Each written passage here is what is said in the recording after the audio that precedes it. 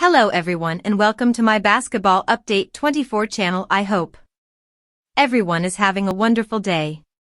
Before we begin, please hit the subscribe button and give this video a thumbs up. As the 2023 Las Vegas NBA 2K24 Summer League winds down, we look at performances from former Tennessee Volunteers over the week. Plus, after play concluded on Sunday, all that remains in the 2023 Las Vegas NBA 2K24 Summer League is the championship game on Monday between the Houston Rockets and Cleveland Cavaliers. With both of these teams less, all Tennessee players' Summer League season has ended. We will look at what each of them did across the 10 days. Jaden Springer was held out of the Philadelphia 76ers' final game on Sunday, but he shined throughout the tournament. He finished averaging 22.3 points per game, good for 5th overall in the Summer League and 3rd overall among players having played at least 3 games. He was efficient, shooting 48.8% from the field. Kennedy Chandler could only save the Nets in overtime once, as the Nets fell in the playoffs to the Cavaliers on Sunday in overtime. He scored 11 points and added 7 assists. In his 5 games in Summer League, he scored an even 14 points per game with 5.2 rebounds and 5.4 assists. Julian Phillips started 3 of the 4 games he played for the Bulls. He was very efficient, shooting over 50% from the field and over 43% from 3, averaging 8.8 points per game. Jordan Bowden scored 6 points in the Clippers' 1-point loss on Sunday against their Los Angeles foes. He averaged 9 points per game in 3 contests. He shot 50% from the field and a strong 38.5% from 3-point territory. Kyle Alexander scored 8 points for the Washington Wizards on Saturday to bring his average up to 6.6 points per game in 5 Summer League contests. He shot 63% from the field and an even 50% from 3. Uros Plavsic and Yves Pons were not a part of the Hawks' loss on Sunday. They still saw the floor in a few contests previously, with Plavsic displaying a new part of his game from the perimeter. The Serbian averaged 5.5 points per game in 2 contests, going 1-for-3 from 3. As for Pons, he scored just 2 total points in 2 games. Keon Johnson was unable to showcase his skills this summer due to injury. He dislocated his finger in the Blazers' first Summer League contest and did not return to play for the rest of the tournament. Georgia Tech basketball was busy on the offer trail this week. The summer is a big time for recruiting in college basketball, whether it is for the 2024 class or for the 2025 class.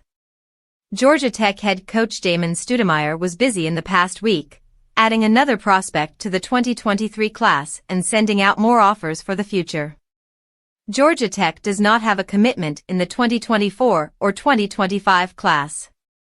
Let's recap the last week in Georgia Tech basketball recruiting.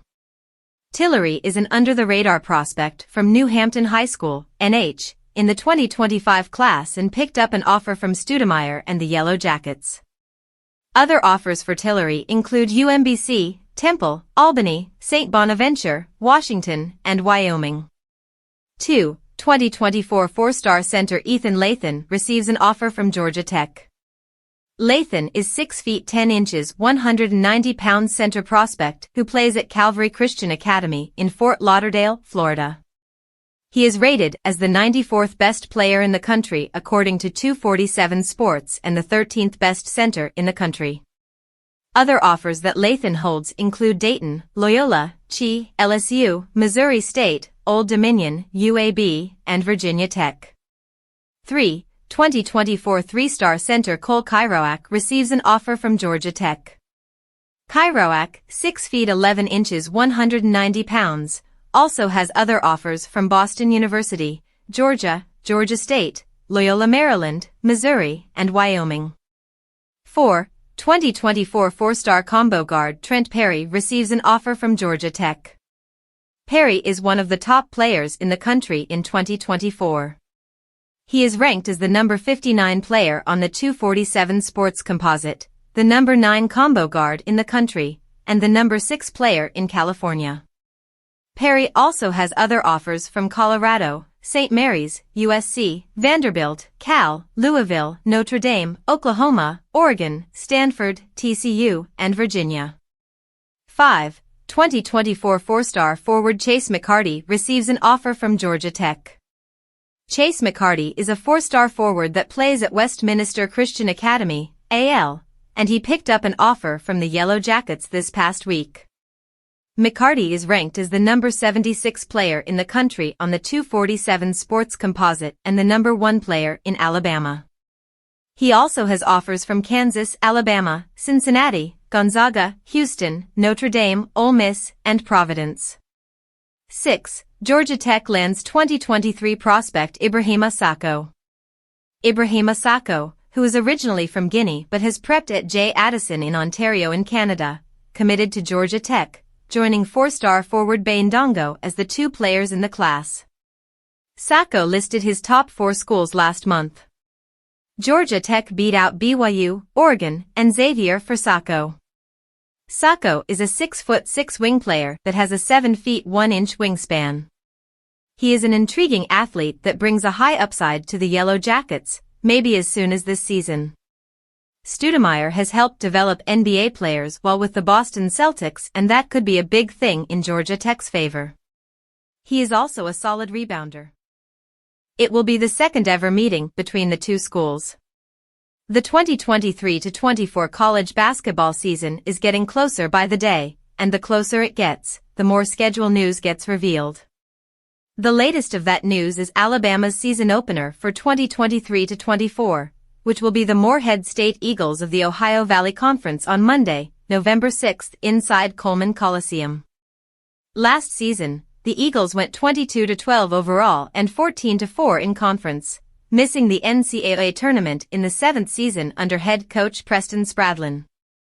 Morehead State last made the tournament in 2021, where it lost in the first round as a 14 seed. This will be the second ever meeting between these 2 schools, with Alabama winning the only previous meeting 82-64 on December 23, 2002, in Coleman Coliseum. While Morehead State is no slouch of a mid-major program, it is certainly one of the weaker teams on Alabama's non-conference schedule that also features games against Creighton on the road, Arizona in Phoenix, and Purdue in Toronto. Alabama will play in the Emerald Coast Classic on Thanksgiving week, playing Ohio State in the first round and concluding with either the winner or loser of Oregon/Santa Clara. Rounding out the announced non-conference games are home games against South Alabama, Mercer, Indiana State, and SEC/ACC Challenge opponent Clemson. There are still a few more games to be announced before the schedule is complete, including the opponent of the annual CM Newton Classic in Birmingham.